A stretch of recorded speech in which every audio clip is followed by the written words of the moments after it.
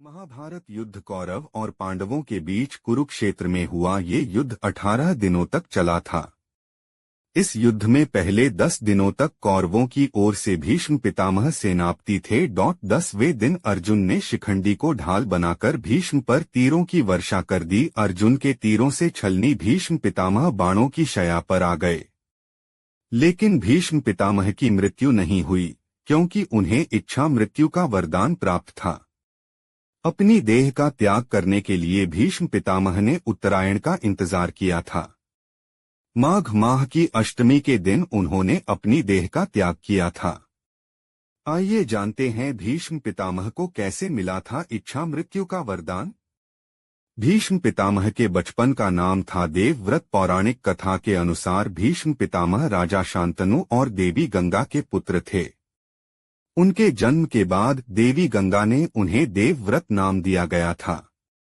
देवव्रत ने महर्षि परशुराम से शास्त्र विद्या प्राप्त की, जिसके बाद देवी गंगा देवव्रत के उनके पिता राजा शांतनु के पास ले गई थीं।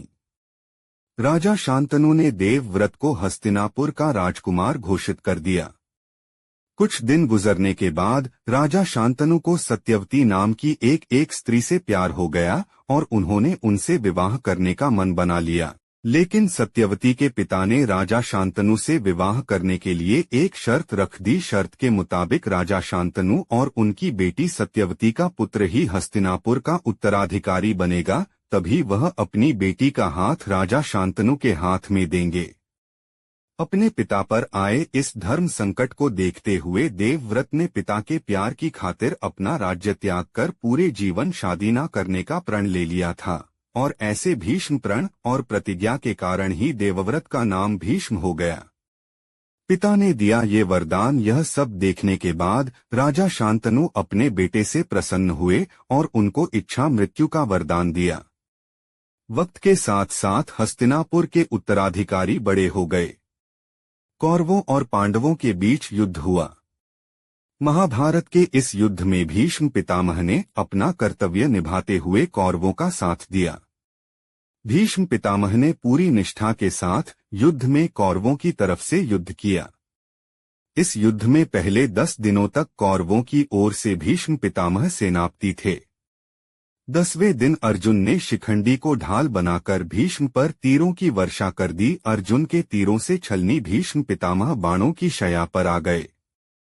हिंदू मान्यता के मुताबिक जो भी जातक सूर्य उत्तरायण के दिन अपना शरीर छोड़ता है, उस जातक को मोक्ष मिलता है। इसी कारण से उत्तरायण के दिन भीष्म अष्टमी मनाई जाती है।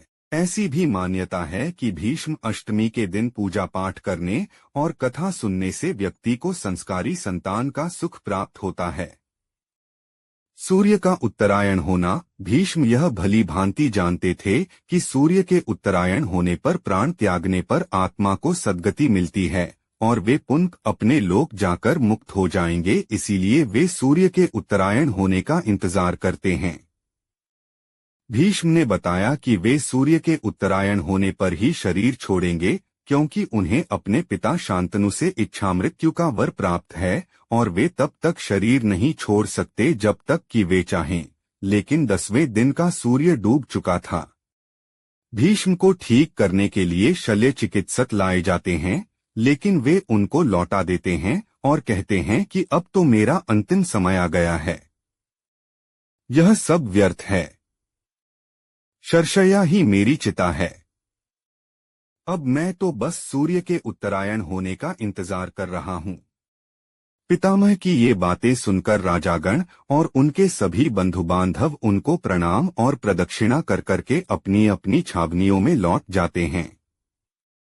अगले दिन सुबह होने पर फिर से वे सभी भीष्म के पास लौटते हैं। पितामह ने पीने के लिए राजाओं से ठंडा पानी मांगा। सभी उनके लिए पानी ले आए, लेकिन उन्होंने अर्जुन की ओर देखा। अर्जुन समझ गया और उसने अपने गांडीव पर तीर चढ़ाया और पर्जन्यास्त्र का प्रयोग कर वे धरती में छोड़ देते हैं। धरती से अमृत तुल्य सुगंधित बढ़िया जल की धारा निकलने लगती है। उस पानी को पीकर भीष्म तृप्त हो जाते हैं। लेकिन दुर्योधन उनकी एक भी नहीं मानता है और फिर से युद्ध शुरू हो जाता है। बाद में सूर्य के उत्तरायण होने पर युधिष्ठिर आदि सगे संबंधी, पुरोहित और अन्यान्य लोग भीष्म के पास पहुंचते हैं। उन सबसे पितामह ने कहा कि इस शरशया पर मुझे 58 दिन हो गए हैं।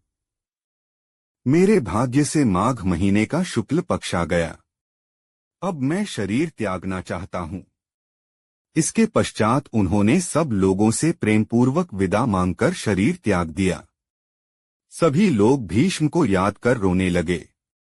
युधिष्ठिर तथा पांडवों ने पितामह के शरविद्ध शव को चंदन की चिता पर रखा तथा दाह संस्कार किया। भीष्म सामान्य व्यक्ति नहीं थे, वे मनुष्य रूप में देवता वसु थे। उन्होंने ब्रह्मचर्य का कड़ा पालन करके योग विद्या द्वारा अपने शरीर को पुष्य कर लिया था। दूसरा, उनको इच्छामृत्यु का वरदान भी प्राप्त था। इस युद्ध के समय अर्जुन 55 वर्ष, कृष्ण 83 वर्ष और भीष्म 150 वर्ष के थे। उस काल में 200 वर्ष की उम्र होना सामान्य बात थी। बौद्धों के काल तक भी भारतीयों की सामान्य उम्र 150 वर्ष हुआ करती थी। इसमें शुद्ध वायु, वातावरण और योगध्यान का बड़ा योगदान था। भीष्म जब युवा थे तब कृष्ण और अर्जुन हुए भी नहीं थे।